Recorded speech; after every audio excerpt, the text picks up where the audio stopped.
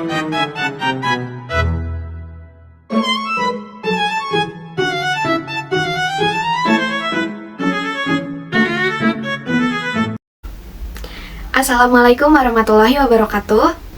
Selamat pagi teman-teman semua. Bagaimana kabarnya hari ini? Semoga dalam keadaan sehat dan bahagia ya. Sebelumnya kakak ingin menyampaikan rasa terima kasih banyak kepada teman-teman semua yang sudah meluangkan waktunya untuk bisa hadir dan ikut serta dalam kegiatan hari ini. Nah, perkenalkan terlebih dahulu, nama saya Ummu Salamah. Saya dari Program Studi Bimbingan Konseling Islam Universitas Islam Negeri Sultan Maulana Hasanuddin Banten yang alhamdulillah saat ini sedang diamanahkan melaksanakan kuliah kerja nyata di SMA Darul Rahman. Nah, tentunya kalian bingung kan ya, mau ada apa sih gitu. Nah, pada kesempatan kali ini teman-teman, saya akan melakukan observasi di kelas 12 IPS ini dengan menggunakan asesmen inventory tugas perkembangan atau biasa disebut ITP. Nah, sebelum lebih jauh, alangkah baiknya kita berdoa terlebih dahulu agar kegiatan hari ini dapat diberikan kelancaran dan tentunya memberikan manfaat bagi kita semua. Nah, baik, untuk memulai kegiatan hari ini, mari sama-sama kita lafazkan lafaz basmalah. Bismillahirrahmanirrahim. Oke, berdoa selesai. Nah, di sini teman-teman masih bingung kan ya, apa itu asesmen inventory tugas perkembangan? Nah, di sini saya ingin menjelaskan sedikit apa itu ITP. Jadi, ITP itu adalah alat asesmen atau angket yang dapat digunakan untuk melihat sejauh mana tugas perkembangan remaja sudah terpenuhi. Jadi, tugas perkembangan itu maksudnya adalah hal-hal yang seharusnya dicapai dan dikembangkan oleh seseorang di usia tertentu. Nah, dalam hal ini misalnya adalah usia remaja seperti teman-teman sekarang gitu. Tentunya dari inventory tugas perkembangan ini bisa mengukur bagaimana kalian bisa mengenal diri sendiri, bagaimana hubungan kalian dengan teman sebaya, bagaimana kalian dalam mengambil keputusan, serta bagaimana kalian mempersiapkan masa depan dan karir teman-teman itu. Nah, melalui ITP ini tentunya nanti kita bisa tahu aspek mana yang sudah berkembang di dalam diri teman-teman dan aspek mana yang perlu ditingkatkan kembali gitu. Bukan hanya itu, hasil ITP ini juga bukan untuk menilai siapa yang lebih baik, tetapi untuk membantu teman-teman semua memahami diri lebih dalam dan tentunya memberikan bantuan kepada guru BK untuk menentukan layanan bimbingan konseling yang sesuai dengan kebutuhan teman-teman gitu. Nah, baik, sampai sini teman-teman sudah paham. Jika ada yang ingin ditanyakan, silahkan ditanyakan terlebih dahulu. Oke, jika dirasa sudah cukup, kakak akan menjelaskan sedikit petunjuk pengisiannya. Nah, sebelumnya, sini kakak sudah membagikan linknya kepada ketua kelas ya. Jadi saat ini silakan bisa dibagikan ke dalam grup kelas teman-teman. Oke, sudah bisa diakses teman-teman. Oke, jika sudah, silahkan buka link Giveform-nya. Di halaman pertama, teman-teman bisa lihat di situ ada data pribadi teman-teman. Teman-teman bisa isi terlebih dahulu. Di situ sudah tertera, yaitu ada nama, kelas, asal sekolah, jenis kelamin, dan tanggal pengisian. Harap teman-teman mengisi dengan selengkap-lengkapnya ya. Oke, jika sudah, silahkan pencet kirim. Sudah? Oke, di halaman berikutnya teman-teman harap perhatikan kembali, di situ ada petunjuk pengisian asesmen inventory tugas perkembangan.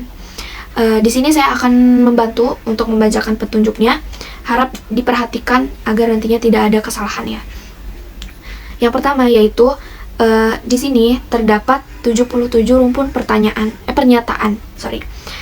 Setiap rumpun terdiri atas 4 pernyataan. Nah, teman-teman di sini hanya diminta untuk memilih satu pernyataan dari setiap rumpun yang menurut teman-teman paling sesuai dengan kondisi teman-teman saat ini. Oke, isi setiap pertanyaan tersebut dengan jujur dan sesuai dengan kondisi diri masing-masing ya. Tidak ada jawaban yang benar atau salah, karena yang paling penting adalah kejujuran teman-teman dalam menjawab. Pastikan setiap bagian diisi sampai selesai, dan sebelum dikirim, harap periksa kembali apakah semua item sudah terisi. Nah, setelah semua selesai, nanti teman-teman bisa langsung mengirimkan hasilnya. Dan nanti saya akan melakukan pengecekan kembali apakah teman-teman sudah mengumpulkan semua atau belum. Nah, Saya akan memberikan waktu teman-teman selama 30 menit untuk mengisi pernyataan yang di dalam G-form tersebut. Oke, sudah siap teman-teman? Oke, jika sudah siap, waktunya dimulai dari sekarang. Selamat mengerjakan. Oke teman-teman, ini sudah kakak cek semua ya, dan sudah terkumpul semuanya. Di sini saya ingin mengucapkan terima kasih banyak kepada teman-teman semua atas kerjasama dan antusiasme teman-teman dalam mengikuti kegiatan asesmen pada hari ini. Semoga dari asesmen ini nantinya akan memberikan manfaat bagi teman-teman semua yang nantinya dapat memenuhi kebutuhan teman-teman. Sekali lagi, saya ucapkan terima kasih. Wassalamualaikum warahmatullahi wabarakatuh. Halo teman-teman, kembali lagi dengan saya. Pada kesempatan kali ini, saya akan memberitahukan kepada teman-teman bagaimana cara pengolahan data inventory tugas perkembangan. Seperti yang teman-teman ketahui sebelumnya, saya sudah melakukan sebuah observasi asesmen inventory tugas perkembangan di SMA Darul Rahman. Nah, kali ini datanya sudah saya pegang dan akan saya lakukan olah data. Nah, saat ini saya sudah menyiapkan datanya. Ini saya sudah membuat satu folder, yaitu ITP. Di dalamnya sudah tersedia data-datanya dan juga aplikasinya. Nah, teman-teman, aplikasi ATP ini bisa ditemukan melalui web ya. Nah, ini gambarannya, gambaran logonya. Nah, nanti tampilan dari analisis tugas perkembangan yaitu seperti ini. Nah, ini ya teman-teman. Nah, perlu teman-teman ketahui sebelum melakukan transfer data ke dalam analisis tugas perkembangan ini, kita harus menyiapkan data yang sudah dimasukkan ke dalam bentuk Excel. Nah, dan Excelnya pun harus dalam bentuk file Excel 97/2003 workbook seperti ini. Jika tidak, nantinya aplikasi ATP itu tidak bisa menerima gitu. Nah, karena saya sudah melakukan penyimpanan data tersebut, jadi saya langsung saja masuk ke bagian analisis tugas perkembangannya. Nah, teman-teman, di sini kita bisa melakukan transfer data yaitu dengan memencet file yang ada di ujung ini.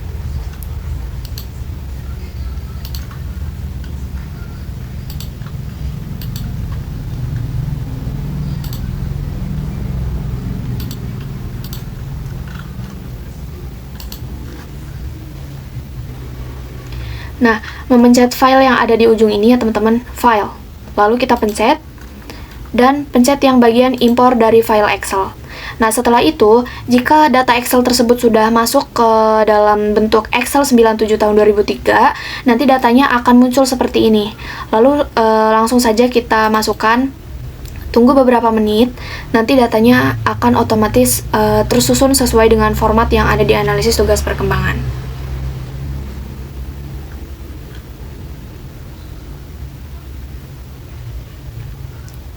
Nah, seperti ini ya teman-teman hasilnya. Bisa dilihat yang di Excel itu seperti ini. Sama dengan format yang ada di ATP. Ada sekolah, kelas, lalu kelompok. Ada kelas, lalu Nisen. Nisen di sini berupa nomor absen, lalu nama lengkap yang mengikuti asesmen tersebut, jenis kelamin, KAR 1, KAR 2, lalu 77 rumpun pernyataan yang sudah diisi oleh teman-teman peserta didik SMA Darul Rahman. Nah, sama yang dengan yang sudah kita lakukan transfer data ke dalam analisis tugas perkembangan ini. Nah, ini sama ya. Lalu, teman-teman, untuk mengetahui hasil skornya, kita perlu memencet bagian eksekusi. Nah, ini ada di atas ini ada tulisan eksekusi, lalu pencet hitung skor peserta. Nah, secara otomatis data yang sudah kita masukkan ke dalam ATP ini sudah terhitung. Nah, lalu bisa kita lihat melalui analisis kelompok dan analisis individu. Di sini kita langsung pencet. Nah, seperti ini gambarannya teman-teman. Ini merupakan analisis kelompok pada bagian profil kelompok. Nah, perlu teman-teman ketahui sebelumnya, warna hijau batang ini merupakan keterangan rata-rata TP per aspek. Lalu, kuning ini adalah rata-rata TP aspek. Nah, dan nomor 1 sampai 11 ini merupakan aspek yang ada di dalam inventory tugas perkembangan.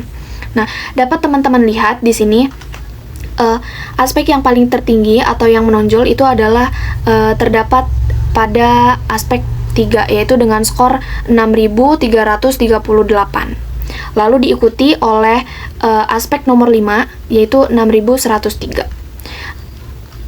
Nah, dapat diketahui juga dari sini rata-rata konsistensinya yaitu 300/11.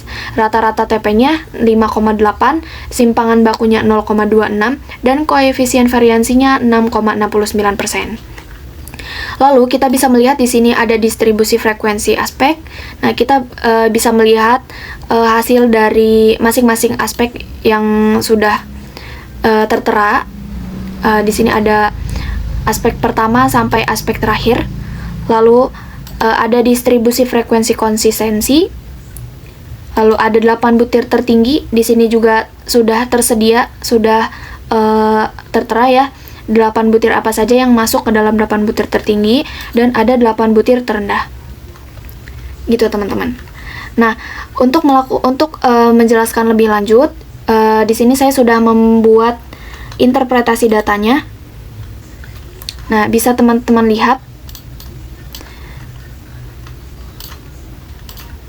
Nah,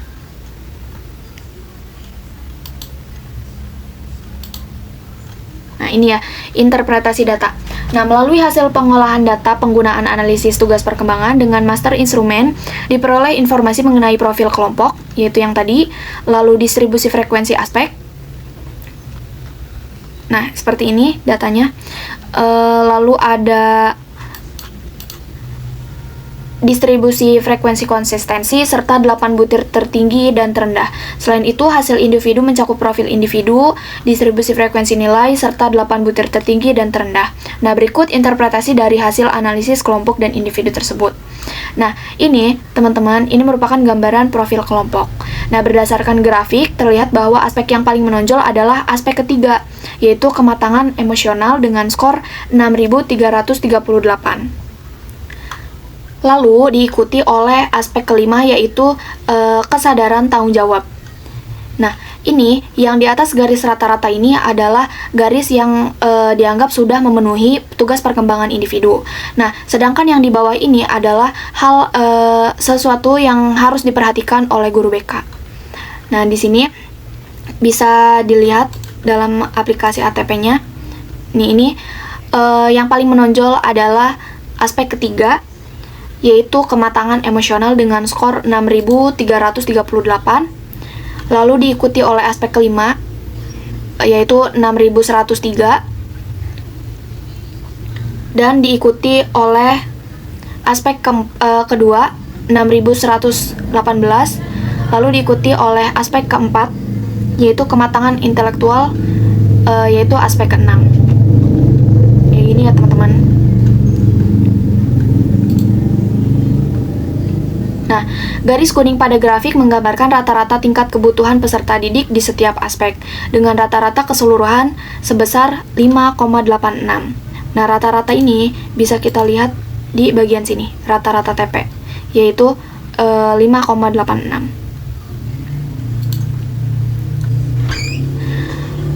Aspek yang berada di atas garis kuning itu dianggap sudah menguasai aspek tersebut dengan baik. Lalu sebaliknya, ada aspek yang berada di bawah garis kuning itu menunjukkan area yang masih perlu ditingkatkan dan memerlukan perhatian khusus dari guru bimbingan konseling.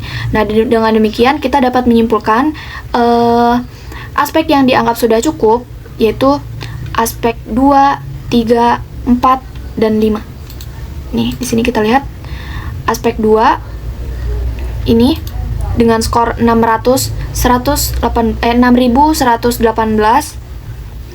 Aspek ketiga 6.338, aspek keempat 6, aspek kelima 6.103.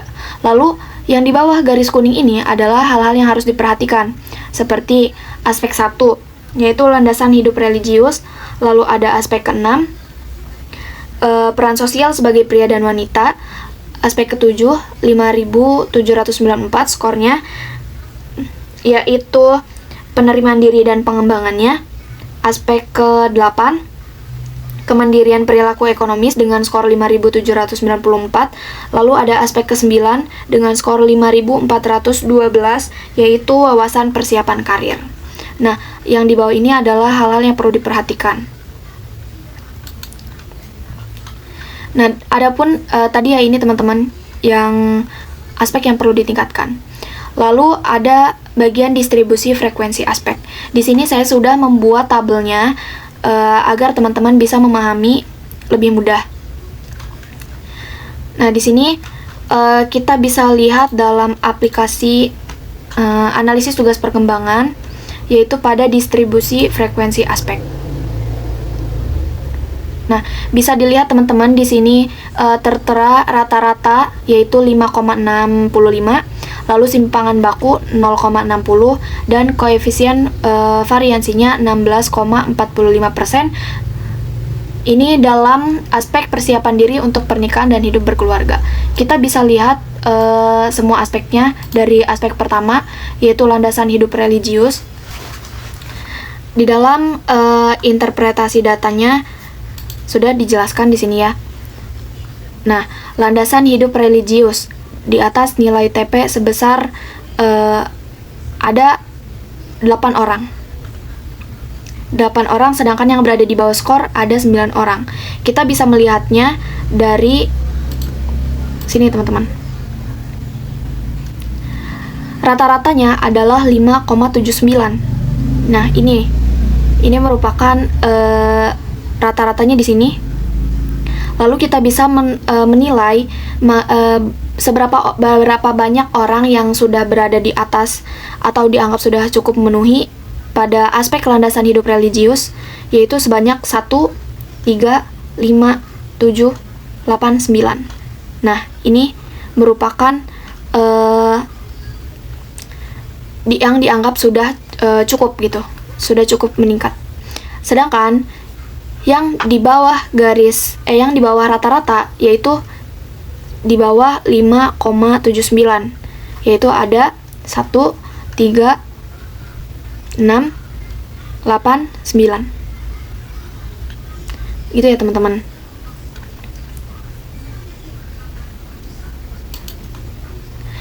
Lalu diikuti dengan landasan perilaku etis. Landasan perilaku etis ini cara menghitungnya juga sama ya. Ada 10 orang, sedangkan yang di bawah skor ada 7 orang. Nah, kita bisa mengganti aspeknya dari atas ini, landasan perilaku etis, lalu muncul data seperti ini. Rata-ratanya adalah 6,12. Ini adalah titik 6. Nah, ini merupakan titik 6,12. Yang di samping kanan adalah yang merupakan yang dianggap sudah cukup memenuhi tingkat perkembangannya. Ada 10 orang.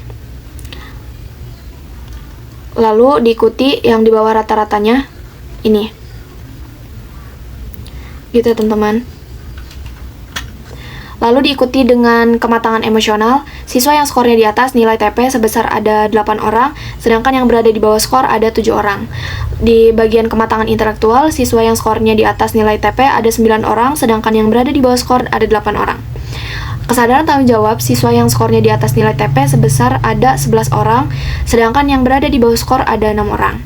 Lalu peran sosial sebagai pria dan wanita, siswa yang skornya di atas nilai TP ada 8 orang, sedangkan yang berada di bawah skor ada 7 orang.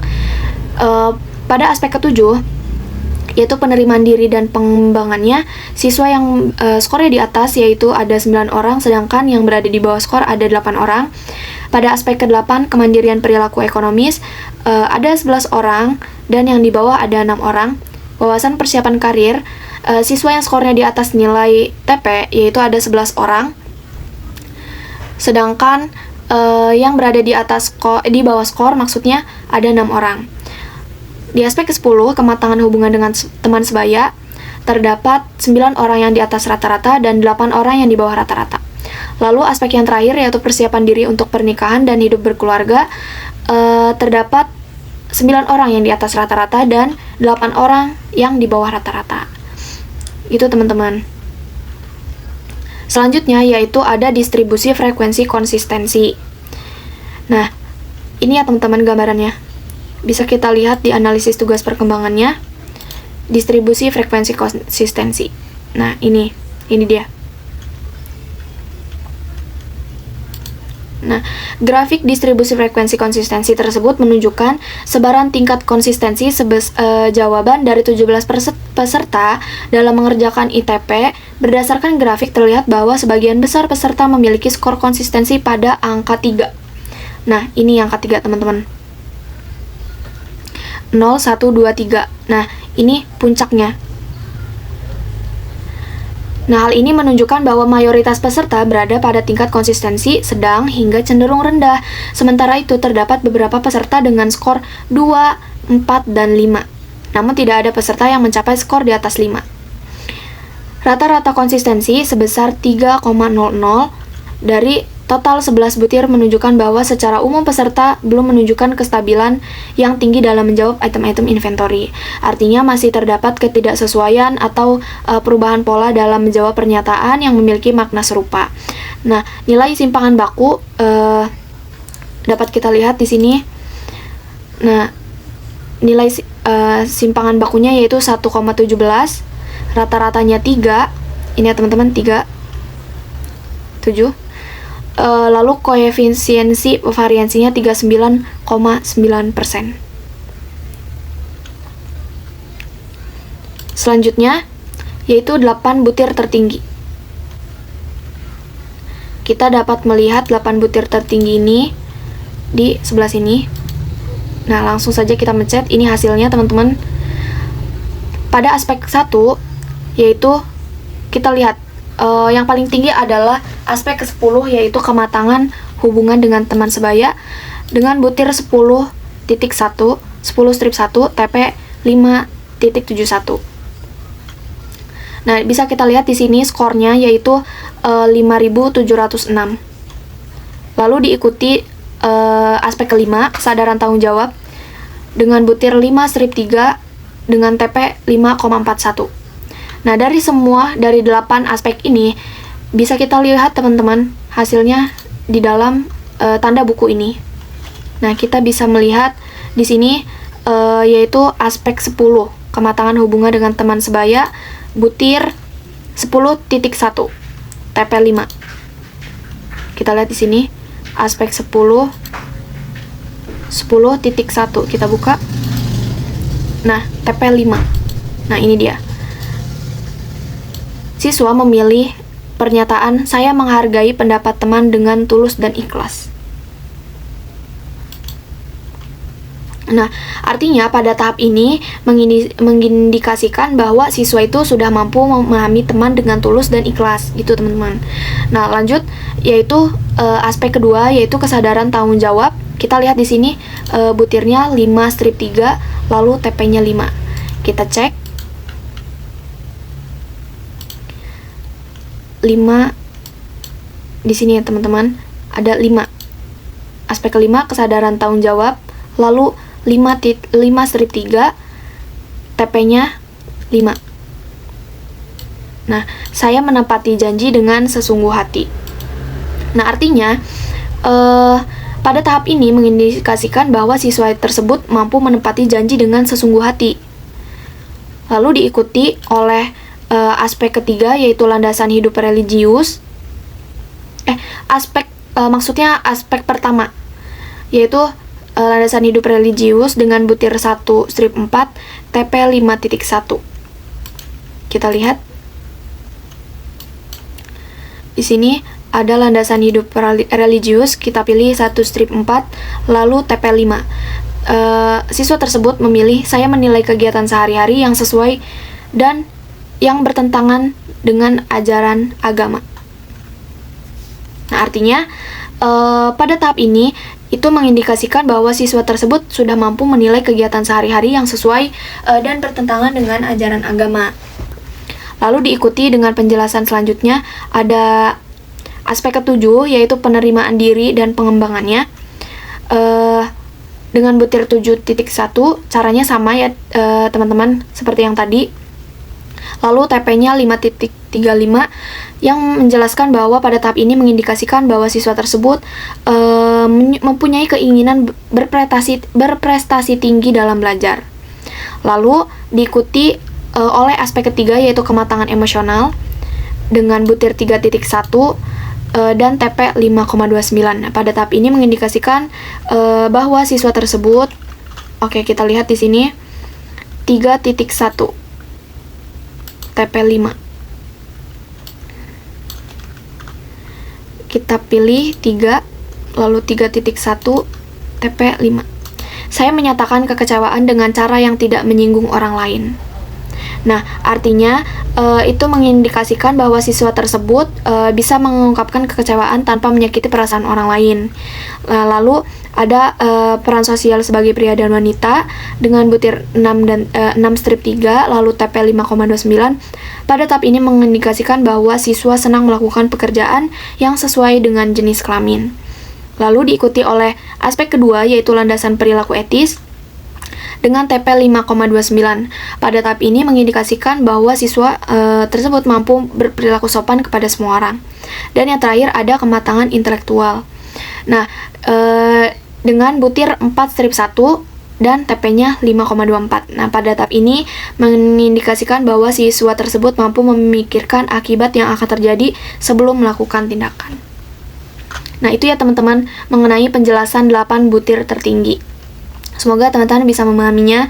Lalu kita lanjut ke 8 butir terendah. Kita lihat di sini ada apa saja.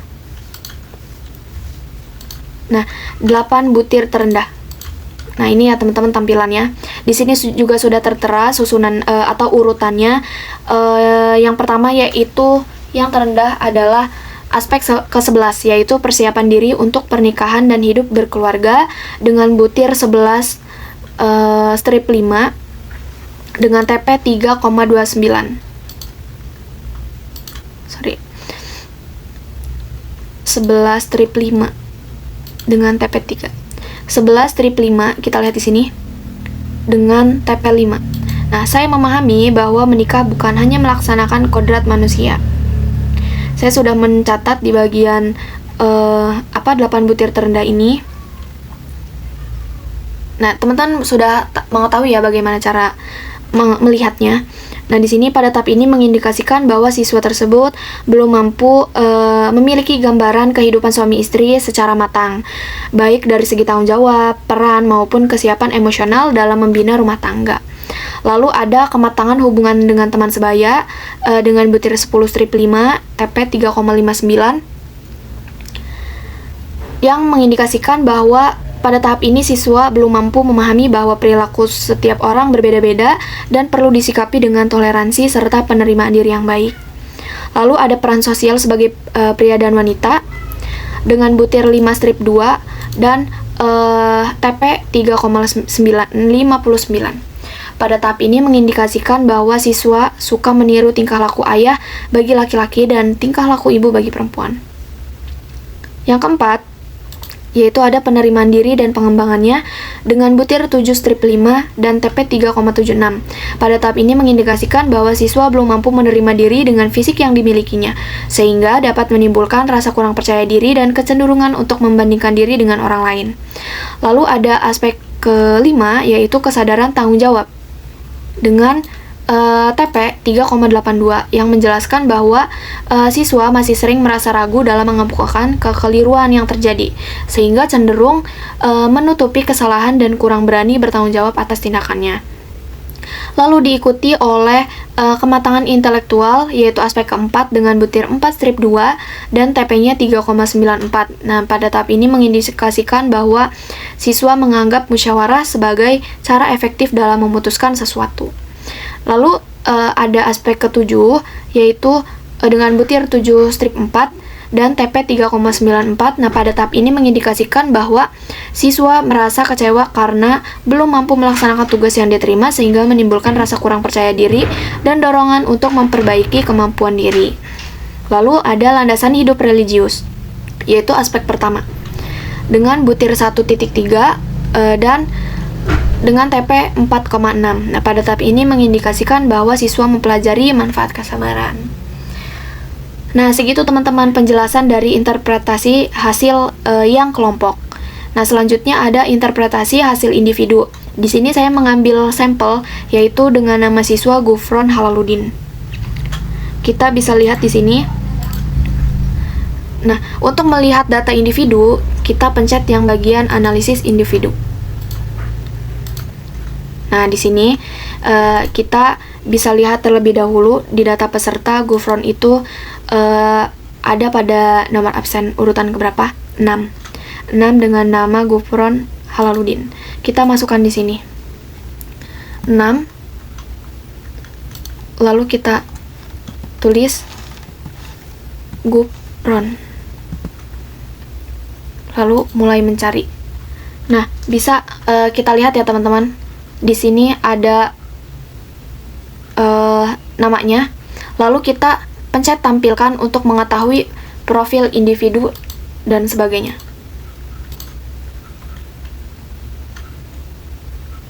Nah, pada bagian individu, profil individu, kayaknya ini terdapat kesalahannya teman-teman. Yang sudah saya dapatkan dari analisis data ATP, yaitu Gufron Halaludin. Bisa kita lihat di sini terdapat keterangan bahwa balok merah ini, batang merah ini merupakan menunjukkan skor individu untuk setiap aspek. Jadi yang 1 sampai 11 ini merupakan aspek ITP. Nah, lalu titik-titik hijau ini adalah skor aspek kelompok. Nah, lalu ada garis kuning, itu merupakan skor rata-rata kelompok, dan garis biru merupakan skor rata-rata individu dengan konsistensi yaitu 3.00/11 dan rata-rata TP 5,86. Nah, berdasarkan grafik profil individu atas nama Gufron Halaludin, terlihat bahwa secara umum tingkat perkembangan dirinya berada sedikit di bawah rata-rata kelompok, dengan nilai rata-rata tingkat perkembangan sebesar 4,68, sedangkan rata-rata kelompok adalah 5,86. Hal ini menunjukkan bahwa Gufron masih perlu mendapatkan perhatian dan bimbingan agar perkembangan tugas-tugas pribadinya dapat lebih optimal. Nah, dapat dilihat ya di sini teman-teman, aspek yang paling menonjol adalah aspek ke-6, yaitu peran sosial sebagai pria dan wanita. Lalu diikuti oleh ini aspek 1, landasan hidup religius dengan skor 6,25. Lalu aspek kedua yaitu landasan perilaku etis dengan skor 6,25. Lalu ada ada aspek kelima yaitu kesadaran tanggung jawab dengan skor 6. Lalu ada skor dengan skor 6,25. Lalu ada aspek ke-11 yaitu persiapan diri untuk pernikahan dan hidup berkeluarga dengan skor 6,25. Nah, jika dilihat dari setiap aspek, nah di sini sudah disimpulkan ya teman-teman bahwa aspek yang menunjukkan perkembangan Gufron ini cukup baik yaitu pada aspek 1, 2, 3, 5, 6, dan 11. Nah, karena 6 aspek ini berada di atas rata-rata kelompok, yang berarti Gufron ini telah menunjukkan kematangan dalam hal spiritual, tanggung jawab, kemandirian, serta kemampuan dalam mengendalikan emosi dan menghargai norma sosial di lingkungannya. Lalu sementara itu, yang berada di bawah garis rata-rata ini, itu memerlukan bimbingan langsung gitu dari guru bimbingan konseling. Ini ada aspek 4 yaitu kematangan intelektual, aspek 7 kematangan hubungan dengan teman sebaya, aspek 8 kematangan hubungan dengan lawan jenis, lalu aspek ke-9 wawasan dan persiapan karir, dan aspek ke-10 kesiapan diri untuk hidup berkeluarga. Nah, rendahnya skor pada aspek-aspek tersebut menunjukkan bahwa Gufron masih memerlukan bimbingan untuk meningkatkan kemampuan berpikir kritis, memperluas wawasan karir, serta mengembangkan kemampuan berinteraksi secara sehat baik dengan teman sebaya maupun lawan jenis. Selanjutnya, teman-teman, di sini ada distribusi frekuensi nilai. Kita lihat di sini distribusi frekuensi nilai yang dimiliki oleh Gufron. Ini ya, teman-teman. Ini terdapat di bawah ini merupakan TP butir dan di samping kiri ini merupakan jumlah butir. Nah, berdasarkan grafik distribusi frekuensi nilai Gufron Halaludin diperoleh data rata-rata yaitu 4,68. Ini teman-teman. Nah, ini ya, 4,68. Lalu simpangan bakunya yaitu 1,19 dan koefisien variansinya yaitu 44,16. Yang menunjukkan adanya perbedaan cukup besar antara aspek perkembangan. Nah, sebagian besar indikator berada pada skor 600, yaitu 23 butir. Nah, ini yang paling ujung. Kita lihat nih, dari sini 6,00 yaitu terdapat 23 butir. Yang menandakan perkembangan cukup baik, sementara skor 3 dan 4, 3,00 dan 400, nah ini terdapat 16 butir dan 12 butir. Itu menunjukkan masih ada aspek yang perlu ditingkatkan secara keseluruhan. Perkembangan Gufron ini cenderung positif, namun masih perlu diperbaiki, terutama pada aspek sosial, hubungan dengan lawan jenis, dan perencanaan karir agar lebih seimbang. Lalu selanjutnya ada 8 butir tertinggi.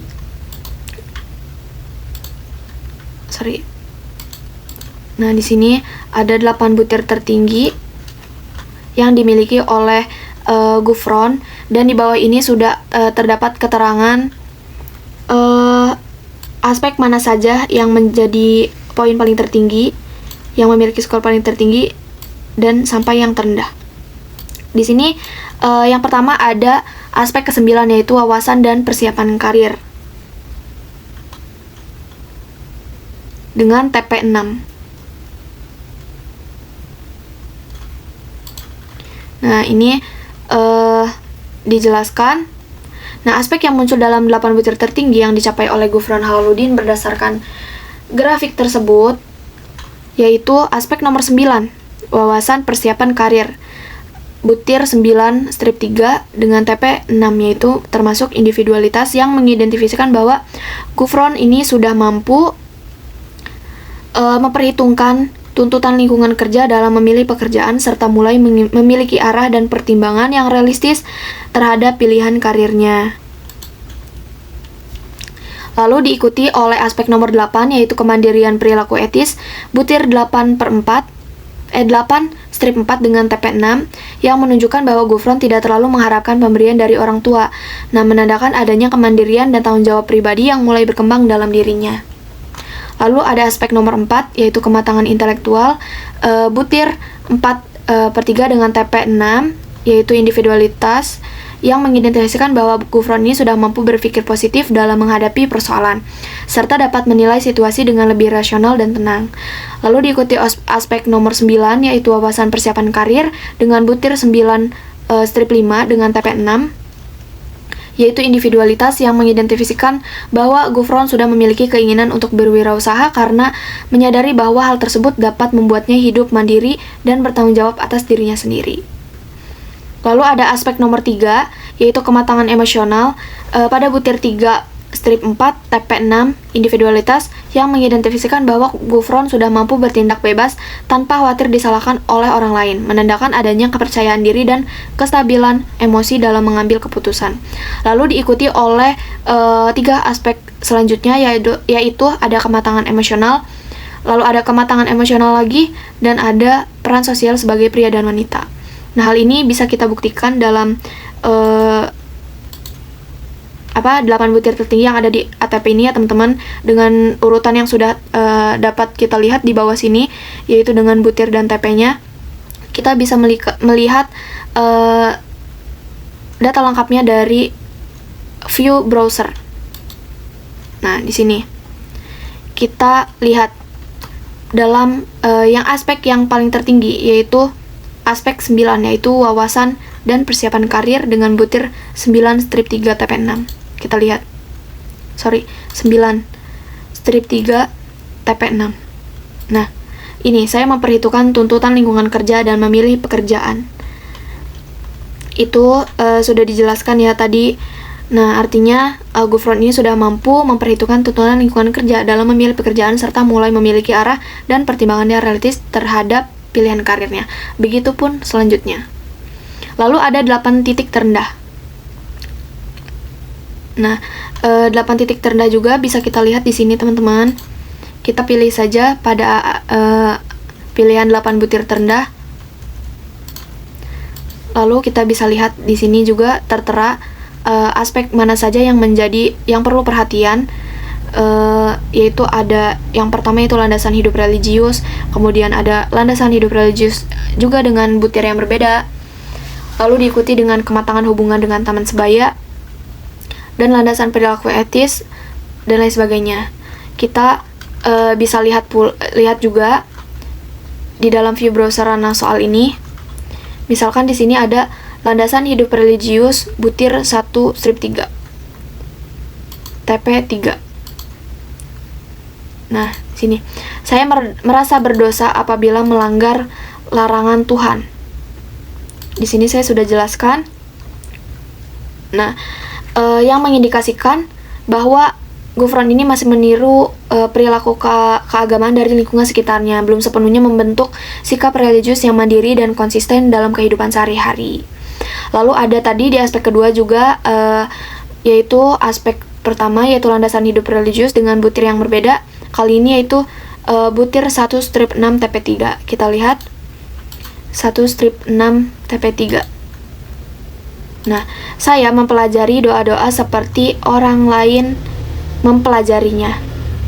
Di sini saya jelaskan bahwa Gufron ini masih menjalankan ibadah karena kebiasaan atau dorongan orang lain, bukan sepenuhnya dari kesadaran pribadi dan tanggung jawab spiritual yang mendalam. Begitupun penjelasan selanjutnya ya teman-teman, yang sudah diurutkan sesuai dengan yang ada di dalam analisis tugas perkembangan ini. Nah, setelah melakukan olah data dalam analisis tugas perkembangan ini, kita bisa membuat action plan, rencana kegiatan action plan bimbingan dan konseling yang sudah saya buat, yaitu di lingkungan SMA Darul Rahman. Di sini dapat dibagi jadi 11 aspek yang di dalam inventory tugas perkembangan itu bisa dibagi dalam beberapa bidang layanan. Tentunya yaitu ada bidang pribadi, sosial, belajar, dan karir. Di sini di bidang pribadi,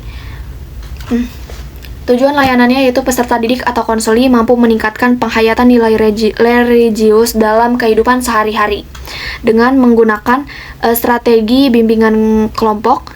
Lalu sasarannya 12 IPS. Materinya yaitu pentingnya nilai religius dalam kehidupan sehari-hari dengan metode ceramah interaktif dan refleksi diri menggunakan media PowerPoint, video motivasi, dan lembar refleksi. Lalu dilakukan evaluasi dengan observasi sikap dan angket religiusitas. Lalu ada pula di sini yaitu layanan penguasaan konten dengan tujuan mampu peserta didik atau konseli mampu mengelola emosi secara positif dalam berbagai situasi dengan metode ceramah interaktif, diskusi kelompok, role play, pengendalian emosi dan refleksi diri menggunakan PowerPoint, video edukatif tentang pengolahan emosi, lembar kerja siswa, lalu kartu emosi dan lain sebagainya. Nah, di sini juga terdapat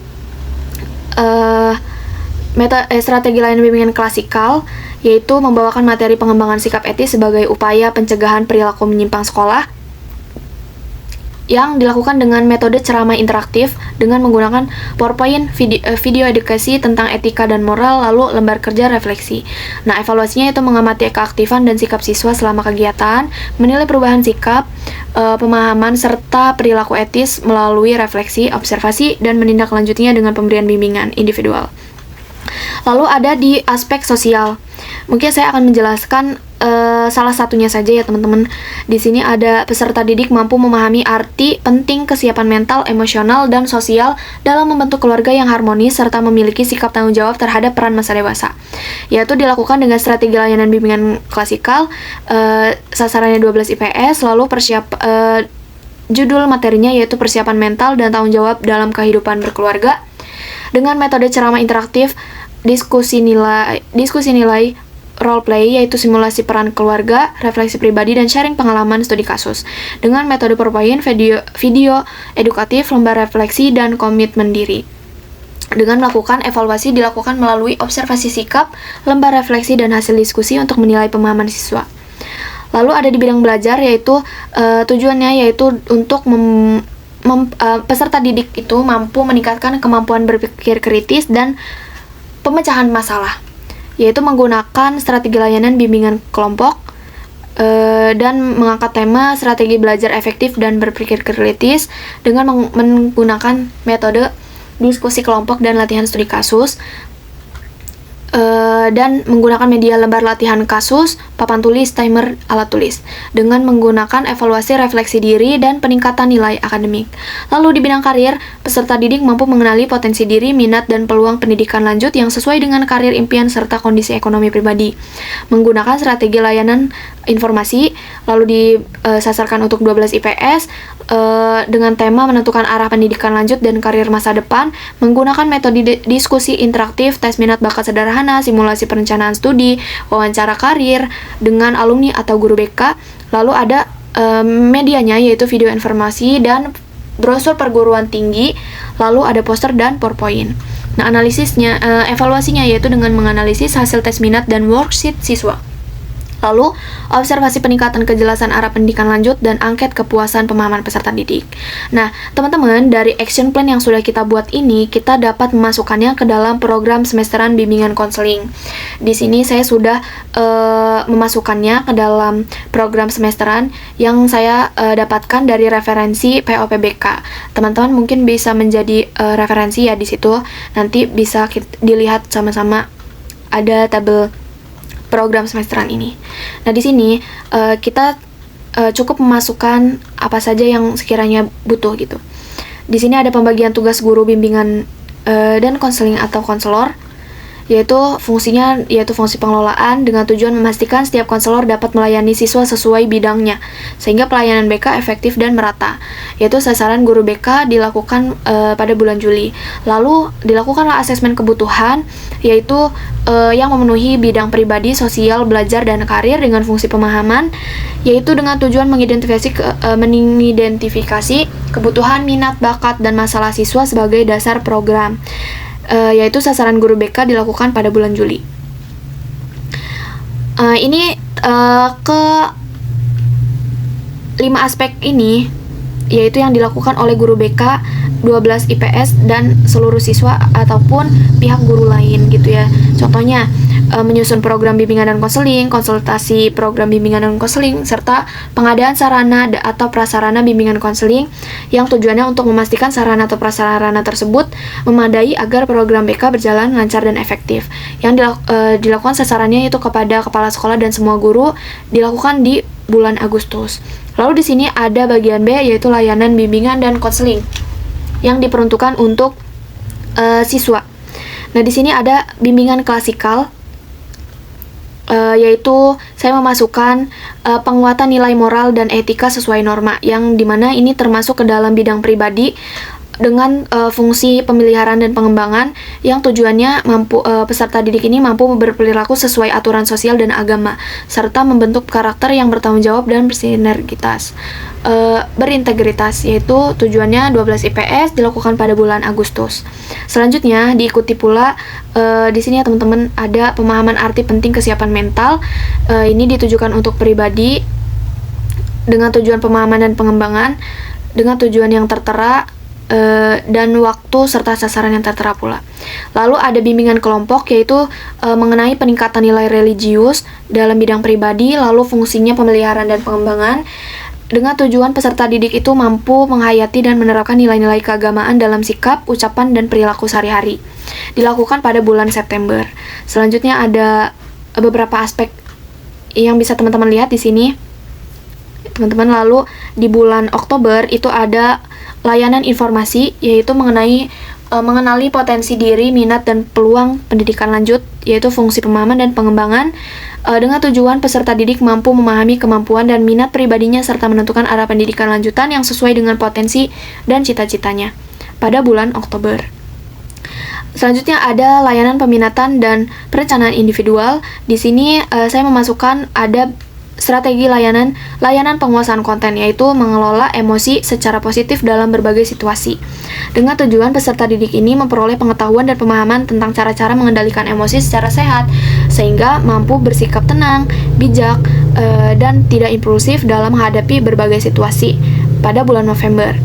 Selanjutnya ada dukungan sistem, yaitu melaksanakan dan menindaklanjuti asesmen, kunjungan rumah, yang dilaksanakan pada bulan November, lalu menyusun dan melaporkan program bimbingan konseling yang dilaksanakan pada bulan Desember, membuat evaluasi, melakukan administrasi dan mekanisme bimbingan dan konseling. Nah, ini gambaran tentang program semesteran yang akan dilakukan di SMA Darul Rahman ya teman-teman. Lalu ada di sini dari action plan dan program semesteran tersebut kita bisa menyusun RPL atau rencana pelaksanaan layanan bimbingan kelompok yang akan kita lakukan. Di sini saya mengambil RPL ke-1 yaitu RPL bimbingan kelompok dengan komponen layanan dasar, bidang layanan pribadi, fungsi layanan pengembangan dan pemahaman, dengan tujuan peserta didik atau konseli itu mampu meningkatkan penghayatan nilai religius dalam kehidupan sehari-hari, serta mampu menerapkannya dalam sikap, tutur kata, dan tindakan. Lalu topiknya yaitu pentingnya nilai religius dalam kehidupan sehari-hari, dengan sasaran layanan peserta didik kelas 12 IPS SMA Darul Rahman dengan metode ceramah interaktif, refleksi diri, dan diskusi kelompok, dan diberi waktu 1 kali 45 menit dengan media PowerPoint, video motivasi religius, serta lembar refleksi pribadi, papan tulis, dan alat tulis. Tanggal pelaksanaannya yaitu Juli 2025. Nah, sumber bacaan Prayitno, Al-Quran dan Hadis, lalu modul POPBK Kemdikbud tahun 2021. Dituliskan di sini juga tahap awal sampai tahap pengakhiran, yang dimana guru BK ini pada tahap awal membuka kegiatan dengan salam dan doa, menyampaikan tujuan kegiatan, menjelaskan langkah-langkah kegiatan bimbingan kelompok dan aturan selama proses berlangsung, melakukan ice breaking untuk mencairkan suasana, mengarahkan peserta untuk fokus pada topik. Lalu pada tahap peralihan, guru BK ini memberikan transisi menuju kegiatan inti dengan pemutaran video inspiratif tersebut. Selanjutnya, guru BK menanyakan kesan awal siswa setelah menonton video, lalu peserta diminta menyebutkan contoh nilai-nilai religius yang sering diterapkan dalam keseharian mereka. Nah, pada tahap inti, guru BK juga memaparkan materi pentingnya nilai religius dalam kehidupan sehari-hari. Lalu dilakukan diskusi kelompok kecil, yaitu dengan siswa mendiskusikan contoh penerapan nilai religius itu seperti kejujuran, disiplin, sopan santun, dan saling menghormati. Lalu setiap kelompok menyampaikan hasil diskusinya di depan kelas, guru BK memberikan penguatan dan klarifikasi terhadap setiap hasil kelompok. Tidak lupa juga apresiasi, lalu siswa mengisi lembar refleksi pribadi tentang bagaimana mereka sudah menerapkan nilai religius di kehidupan masing-masing. Lalu di tahap pengakhiran ini ada guru BK bersama siswa menyimpulkan hasil kegiatan dan makna yang diperoleh. Lalu siswa menuliskan satu komitmen pribadi untuk memperkuat sikap religius tersebut. Nah, lalu guru BK memberikan umpan balik dan motivasi agar siswa konsisten menjaga nilai-nilai agama dalam keseharian. Dan yang terakhir, kegiatan diakhiri dengan doa bersama. Selanjutnya adalah evaluasi. Nah, evaluasi ini dibagi dalam evaluasi proses dan evaluasi hasil ya teman-teman. Evaluasi proses ini dilakukan selama kegiatan berlangsung dengan mengamati keaktifan siswa dalam diskusi, sikap sopan santun selama kegiatan, serta partisipasi dalam refleksi. Lalu evaluasi hasilnya, guru BK bisa melakukan melalui lembar refleksi dan angket religiusitas untuk mengetahui tingkat pemahaman dan komitmen siswa dalam menerapkan nilai religius di kehidupan sehari-hari. Nah, mungkin cukup itu yang bisa saya sampaikan ya teman-teman. Dari RPL ini seharusnya kita bisa membuat sesuai dengan action plan yang kita buat. Tapi di sini saya hanya menggambarkan satu RPL saja. Semoga penjelasan yang saya jelaskan ini bisa teman-teman pahami dan bisa bermanfaat bagi kita semua. Mungkin itu saja. Kurang lebihnya mohon maaf karena saya juga masih dalam tahap pembelajaran. Wassalamualaikum warahmatullahi wabarakatuh.